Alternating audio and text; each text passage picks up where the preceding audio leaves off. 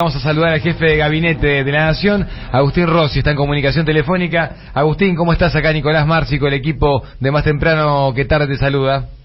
¿Qué tal? ¿Cómo les va? ¿Qué dicen? Bien, buen día. Para todos y todas. Buen día, ministro. Qué mala noticia, Agustín, lo de ayer y los fallos de la Corte Suprema. ¿Qué venís pensando a estas horas? Ayer sacaste unas declaraciones contundentes, ¿no? Y me gustaría saber qué información tenemos y qué pensás a esta hora de la mañana.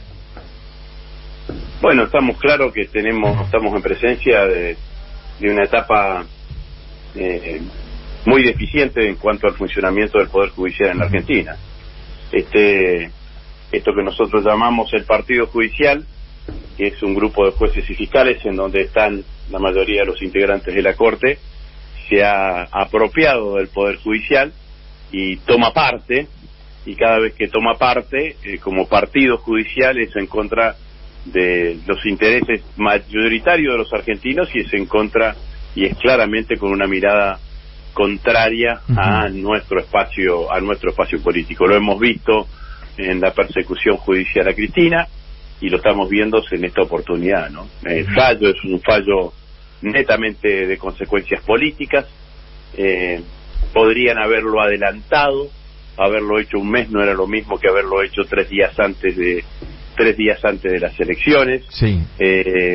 Rápido igual, ¿no? Teniendo en cuenta que hay fallos que esperan hace 6, 7, 10 años, Agustín, no, bueno, sí. Los han hecho en un mes y medio porque recibieron a principio de abril Sí, y además muchas veces en las otras oportunidades, en algunas de las otras oportunidades que fallaron sobre situaciones similares, fallaban directamente sobre la cuestión de fondo. Acá dieron lugar a una cautelar, con lo cual finalmente no se sabe si Mansur y Uñac van a poder ser candidatos cuando se fijen las nuevas fechas de las elecciones. Claro.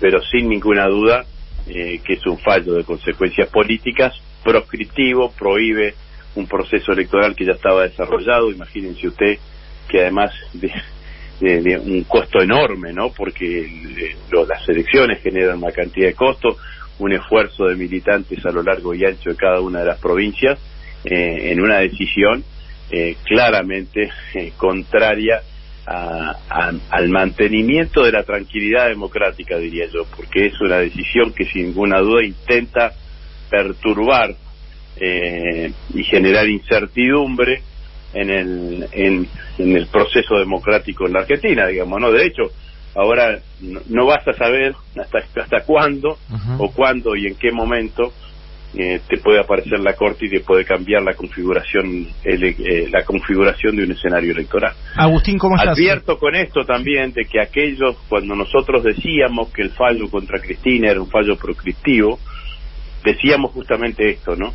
Decíamos que si Cristina era candidata, nadie podía asegurar que eso que es un fallo en primera instancia no se convirtiese en sentencia definitiva a horas o a días antes del proceso electoral. Fíjense ustedes si esta Corte utiliza el mecanismo del per saltum en un escenario de estas características, obvia el análisis de la Cámara de Apelaciones y termina convirtiendo la sentencia, que hoy es una sentencia en primera instancia, en sentencia definitiva. Así que teníamos perfectamente claro a qué nos enfrentábamos cuando fue ese fallo de primera instancia. Agustín, ¿cómo estás? Jair Sibel te saluda. La verdad que uno escucha lo que sucede y en toda Latinoamérica el Poder Judicial, el Partido Judicial se convierte en uno de los principales bastiones para enfrentar a los gobiernos populares. Te escuchaba ayer y la verdad es que queda clarísimo que la Corte Suprema eleva el nivel de la confrontación. La pregunta es, ¿qué puede hacer el gobierno electo por una mayoría popular y democrática para cambiar la composición de una Corte que está electa a la mitad por decreto directamente, por un proceso hasta antiinstitucional?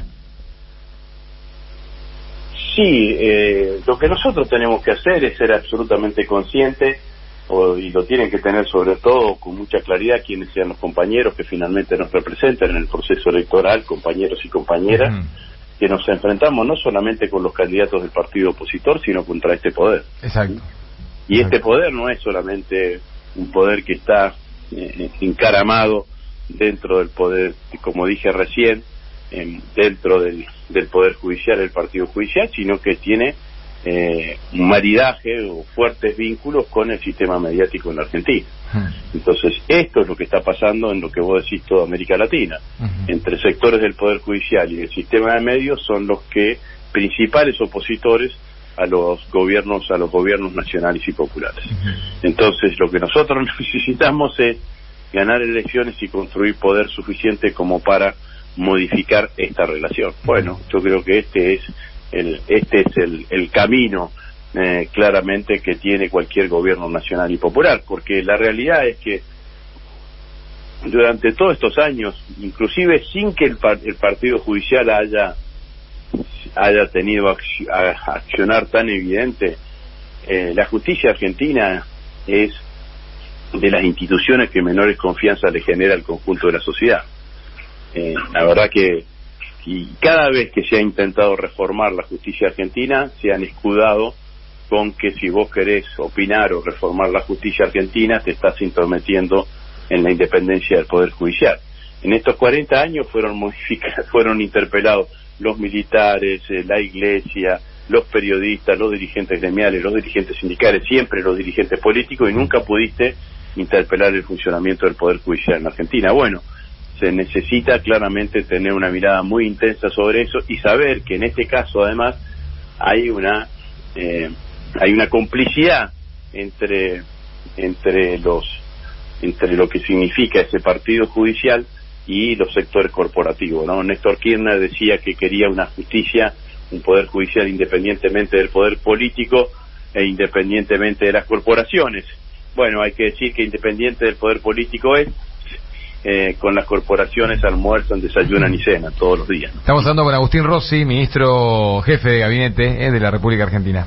Agustín, la pregunta es, acá ganamos elecciones, pero igual no se pudo modificar la justicia. ¿Cuáles serían las vías entonces? Porque pareciera que tristemente cada vez las instancias democráticas tienen menos poder contra los intereses antidemocráticos. Digo, en 2019, una de las propuestas de campaña del presidente Alberto Fernández era hacer una reforma judicial. Se intentó una que quedó a medio camino. ¿Cuál es tu lectura de esto? ¿Era la reforma judicial que se necesitaba? ¿Se podría haber avanzado a fondo con una correlación de fuerzas tan invocada un poco más favorable? Bueno, no solamente quedamos a mitad de camino con la reforma del Poder Judicial, quedamos a mitad de camino con la reforma de la ley de la Procuración, ¿no? Que fue aprobada en la Cámara de Senadores y que no fue aprobada en la Cámara de Diputados. Entonces, me parece que cuando uno habla de construcción del poder político en la Argentina, lo primero que uno tiene que entender es visibilizar cómo son las cosas. Entonces, si uno visibiliza cada una de las situaciones y si cuando hace su convocatoria política a que adhieran políticamente a nuestra fuerza, a nuestro espacio político, bueno, sin ninguna duda que esto debe estar presente, porque si no, no terminamos construyendo lo que tenemos que construir. Y bueno, después esa construcción tiene que ser legitimada en los procesos electorales. Pero los debates se dan en todos lados, se dan en el Palacio, se dan en el Congreso, se dan en la calle, se necesita un pueblo movilizado, se necesitan expectativas, se necesita horizonte. Para mí, claramente, ese es el único camino posible. Agustín, a ver, y cuando hablamos de la unidad, del trabajo, ¿no?, en conjunto entre los dirigentes del campo nacional y popular, digo, me parece que, si hay algo que demuestra esto que pasó ayer, una vez más, por si faltaba alguna prueba más, es que no hay margen ni para el internismo, no hay margen para que no haya unidad, no hay margen incluso para ponerse de acuerdo dentro del frente de todos. Digo, esto ya es casi, y debería ser casi una demanda incluso del electorado, ¿no?, y de la sociedad, del sector al que el frente de todos representa. ¿Vos cómo lo ves? ¿Crees que esto de alguna manera va a alinear parte de los debates que se vienen dando y se vienen teniendo? Yo defiendo la unidad, la defendí desde siempre. Creo que claramente es necesario construir escenarios de unidad y que hacer escenarios de convocatoria, inclusive en la medida de lo posible ampliar las fronteras de nuestro frente de todos. Ahora, para construir eso hay que generar condiciones de mayores niveles de participación, de mayores niveles de expectativa. Yo sé que muchos compañeros piensan que unidad es lista única. Bueno, por ahí lista única no es unidad. Entonces hay que ser muy respetuosos. Siempre he dicho lo mismo desde que empezó todo este debate, de que hay que ser respetuoso de los procesos internos de cada uno de los movimientos políticos. Si este proceso interno deriva en una fórmula de síntesis, en una candidatura única, en una fórmula única, bienvenido sea. Y si no, lo que hay que hacer es construir unas pasos respetuosas, como vengo diciendo, con código de convivencia, con respeto, que movilice a los compañeros y a los militantes, y que terminadas las pasos estemos todos unidos y hermanados detrás de quien ganó para lograr el objetivo de retener el poder en la Asamblea. ¿Quién es tu candidato o candidata, Agustín? ¿Cómo? ¿Quién es tu candidato o candidata? No, yo he dicho que yo estoy evaluando la posibilidad de ser candidato. Por eso, si vos no lo fueses, ¿quién te gustaría? Que tomaré la decisión después del Congreso de la Nación, del Congreso partidario, que es el martes que viene. El martes que viene del PJ, perfecto. Sí. Perfecto. Agustín, te pregunto por último con respecto a los fallos de ayer sobre San Juan y Tucumán, ¿qué puede hacer el Ejecutivo? Se está hablando mucho también de eso, de si el Ejecutivo puede hacer alguna medida o puede tomar alguna acción contundente frente a la Corte. Bueno, el Ejecutivo impulsó el juicio político de los miembros de la Corte. En todo caso, estos fallos pueden ser complementarios o pueden dar lugar a ampliarlo el pedido de juicio político de los miembros de la Corte. No hay que analizar todo. Ustedes fíjense que en el mismo momento que se conoció este fallo de la Corte, el ex administrador de la Corte, de Marchi, estaba denunciando en la Comisión de Juicio Político que Robles, el operador de Rosati, le había dado mayor cantidad de cargos a los camaristas que terminaron sobreseyendo a Rosati por una denuncia de enriquecimiento ilícito.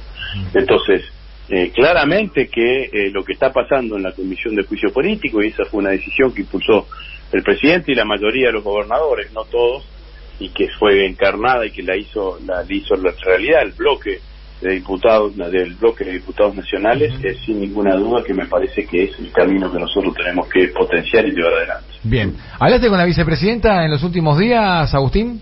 No. Seguramente la veré el jueves, porque el jueves tengo que ir a hacer la presentación de mi informe en el Senado. De gestión en el Senado mañana a las 12 del mediodía.